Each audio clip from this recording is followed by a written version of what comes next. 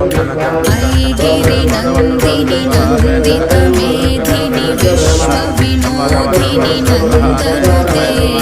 गिरिवरविन्द शिरोधिनि वासिनि विष्णुविलासिनि जिष्णुनुते भगवति हेशिति कण्ठकुटुम्बिनि भूरि कुटुम्बिनि भूरि कृते जय जय हे महिषासुरमर्दिनि रम्यकपर्दिनि शैलसुते